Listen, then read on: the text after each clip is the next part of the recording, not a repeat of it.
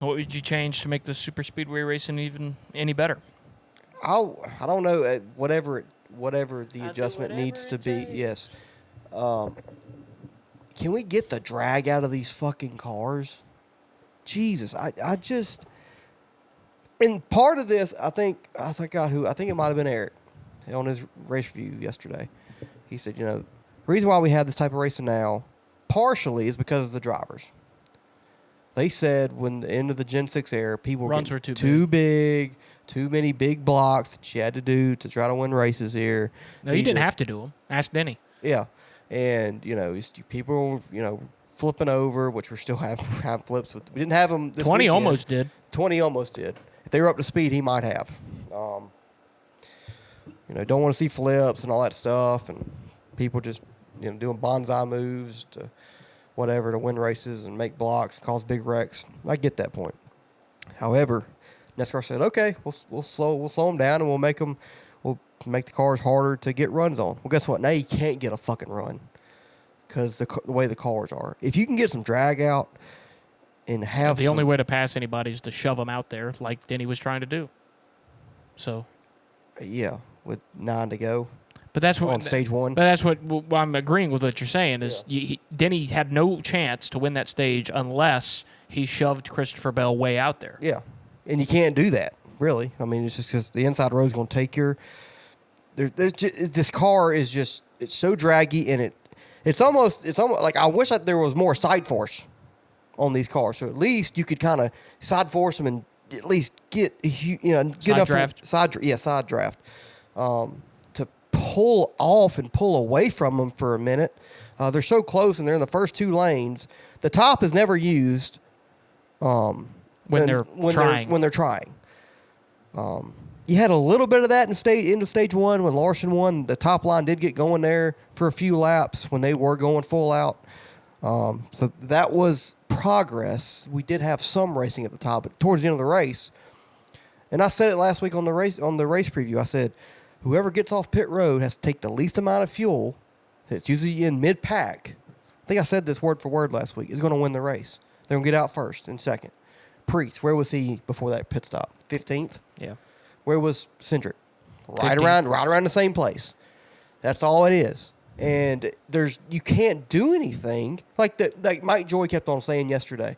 Oh man, I wonder when these Hendrick cars are going to jump out of line. Mike, you can't with this car. We saw it last year with Kyle Busch on the last lap. He tried to jump to the outside and finish 20th. 1, because nobody went with him. And 2, even if somebody went with him, you're losing 5-6 spots, and it's going to take you another couple laps he would have lost to even just maintain. A little bit less. Yeah, it doesn't fucking matter. You can't do anything. It's slot cars. You can't move. It's literally like go-karts at your Frankie's Fun Park. You're not going to get out to a big jump, but even if you did, guess what? They're going to slow the car back down so you can catch up to them, and guess what? You're stuck. Can't go nowhere because now you're going the exact same speed, and the cars handle great. Can't do nothing about it. Can't even get to the back bumper of them really, or enough to where if you wanted to get them a little loose, that shit don't exist no more. They hit them in the exact wrong spot where they're going to spin out and wreck. So, just get the drag out so we can actually have actual racing at the end of these races. I don't get if they're 2x2, it's going to be a good finish. We're not training here. I don't give a fuck. I'd rather see a train, at least gridlock-wise. I don't want to see the end of that race because, yes, you had trains a long time just logging laps back in the day. But at the end of the race, they fucking raced. Yeah, and you could do something about it. You can't do nothing with this car. You knew back in the day when they were training, at any time, somebody could pull to the bottom and make a pass. Denny Hamlin was the master at doing that. They'd be training, and he'd go... Ricky Stenhouse. Him and Stenhouse were the best 2 out. He'd come out there, get a run, going down the back stretch, and as soon as they hit 3, he'd dive down low. 2 or 3 cars he'd pass by himself. Yeah, one or, and that, hey, that was something. It took skill there. It not just... Oh, well, when they came off pit road and they got situated, stuff like that, it was Cindric and Byron. Now, sure enough, Priest made a good move with 5 to 6 to go. I couldn't see it because we're fucking side by side. Couldn't fucking see it.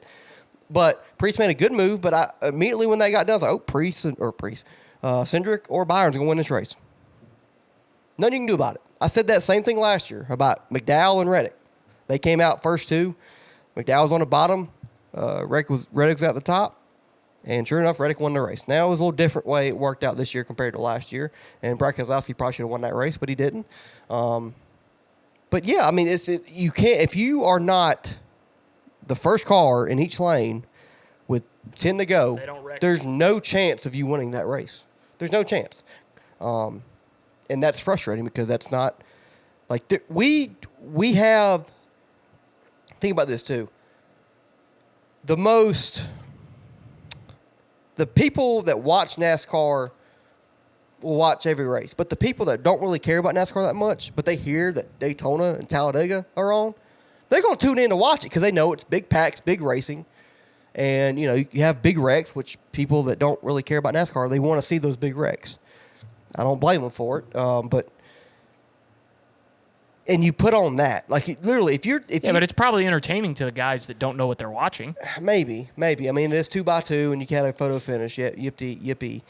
But like, you want to see movement. You want to see cars moving throughout the field, losing runs, trying to get them back, making a move here and there. And there's nothing to that on that last run when people are going 100% with these cars. And so you got to get the drag out. You got to get these cars to have some type of run. I feel like now the drivers are like, they're more frustrated now than they were I'm hoping they are, with the Gen 6 car with the big runs. I'd rather have big runs and be in the driver's hands more of deciding whether to make blocks or make big runs and pushes at the right time than what we got now where they cannot do anything to control their destiny of winning a race at Daytona and Talladega. We have this type of racing because it's different and it's big and it's a big pack and anybody can win. That's why it's Daytona and Talladega are one of the most popular races to watch and to go to. And with this car, you can't do anything off pit road after 20, 30 to go with green flag pit stops. Whoever gets out first on pit road is going to win the race because you cannot pass when they get all settled back. And that shouldn't be Superspeedway racing.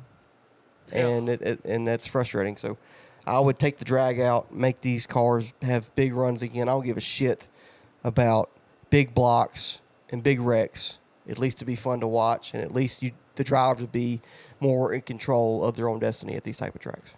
Yeah, I think that's a good one. Drag's definitely important. I would do that, and then I would couple it with my next point is I'd bring a softer tire to the racetrack. Tires don't matter at Superspeedway Racing. Tires don't wear. Handling is non-existent. It does not matter. It's full throttle 100% of the time.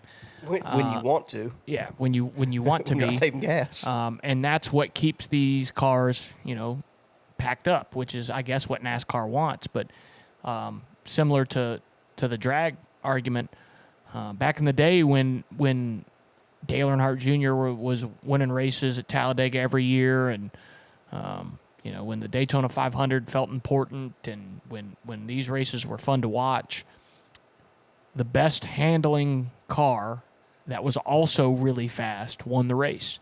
And that's why Dale Jr.'s was so good. It's because his car, even when it didn't handle well, he was really fast and could do it. He could muscle that car around there and make passes and make daring moves and dive beneath guys and make runs. When to make the runs. Yeah. And he was in control of where he went at all times. And real quick, I remember the 05 500. Jeff Gordon won the race, but Dale Jr. almost won that race. And he said his car was terrible all day. Yep. And he still almost won the fucking race. Because he could control a lot of what was going on. And I wish now it's cool that cars can go full speed in the draft and do this, that. That's cool.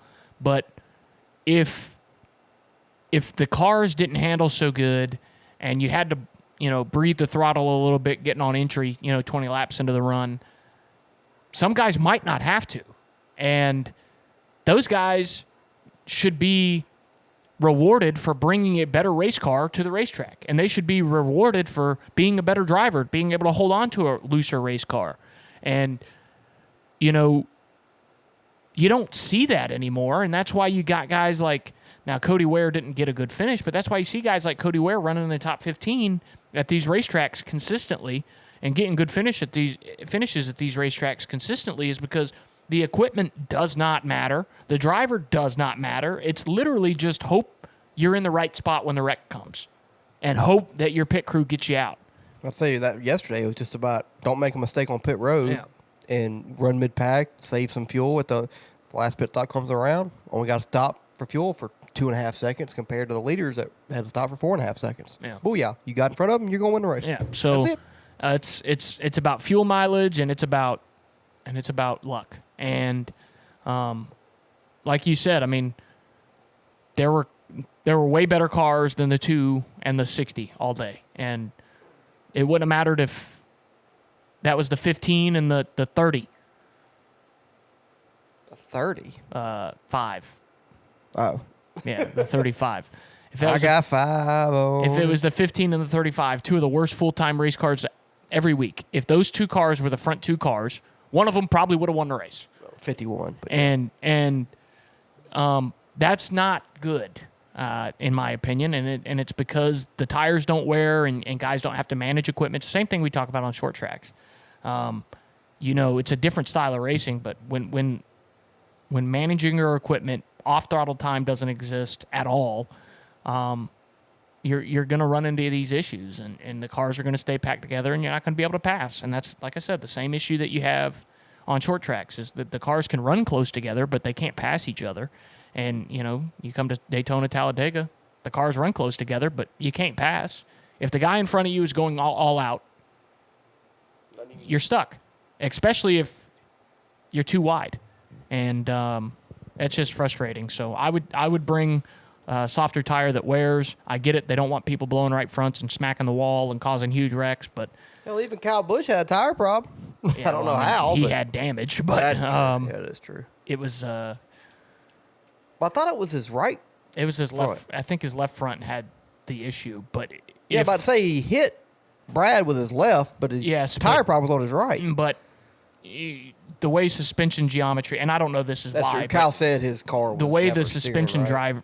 drive geometry works. If you have a right front issue, that will affect your left front just the way that the suspension's set up. They are independent of each other, but if you get a toe issue, your left front may be steering more than your right front is, and that's going to wear the tire. So if the toe gets pointed, you have a right front toe issue and the right front's pointed to the right, you have to turn the wheel more in the middle of the corner, which means that left front's going to be turning way more than it should have been if the toe was straight, and you're going to have some inside wear, and that's exactly what happened. And the team doesn't set up the tire and stuff and the camber and stuff for that. So I would let the tires wear. I would let handling matter. Yeah, also, real quick, I'll say the stages. You get stage breaks out here at these tracks. I think that would help too because, you kind of, back in the day, they would just ride to get to the finish. But if you get rid of the stage breaks and you don't know when a caution will happen, you'll have these guys running pretty hard because you don't know when a caution is going to happen. So you're trying to keep your track position all day if you can, which will cause pretty good racing, I feel like. Now, obviously, if you're going 100%, you're not going to have good racing here. But if that's what it takes to change the cars here, if you take the stage breaks out and you have gridlock all the time, 188 laps here at Talladega and 200 laps and 160 laps at Daytona, guess what? More fans will get on board with, hey, we need to change the Superspeedway package. Because a lot of the drivers are not happy with it. A lot of us old head fans are not happy with it. You got the newer fans, and I've seen a lot of people comment saying this is a really good race, good finish. Sure, I respect your opinion, but when I want the racing, I don't care if the racing is good in the first half of the race when the guys are saving fuel. When it's at least we're not training. I would rather have training and have a great finish than have a pretty good saving fuel 4-wide battle, 4-wide, 4x4 for 20-30% of the race, and have a shitty finish because you can't go nowhere. I don't want that. I'd rather have a good finish. I'd rather have guys come from 10th to the 1st, and then all of a sudden they get shuffled out, and all of a sudden it's, a guy from 15th getting up to the top 5, and then he's trying to make a move to get to the lead, and, that stuff. You don't have that with this car. So you take the stages out, you have guys and teams more, I don't know, scratching their heads, trying to figure out more stuff instead of just saving fuel. Okay, we're going to save fuel. We're going to pit here, come out, stage break-ins. All right, we're going to run 40 laps, pit. All right, and race a little bit. Stage 2, all right, same thing. We're going to, save fuel, race a little bit, until the end. You have pit road. All right, let's get all we can get here. Oh, got out. Oh, well, now we're 10th. Well, I guess we're stuck. That's how it went.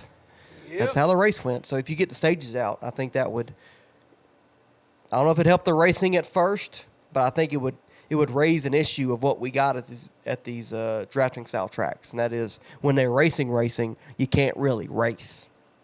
So fix that, then we can fix the car. Well, at least we'll realize we have a problem, because a lot of these, like I said, a lot of these fans don't realize we have a problem with these super speedways because it's 4 wide. Oh, this is cool. Man, this is awesome racing, and I'm sure the non-casual fan loved that. I thought it was cool. It looked cool. There was some little bit of racing, jockeying here and there. I want that at the end of the race. I don't care about the beginning of the race. Sure, I want it all throughout the race. But if I had to pick and choose what part of the race I want to be good and entertaining and passes throughout the field, I want it at the end of the race, because that's when the shit matters. That's what was Clint Boyer. That's when the pay window opens. I want them to be able to do stuff, and when the pay window opens. So change, get the stages out, take the drag out, and get some tire wear going.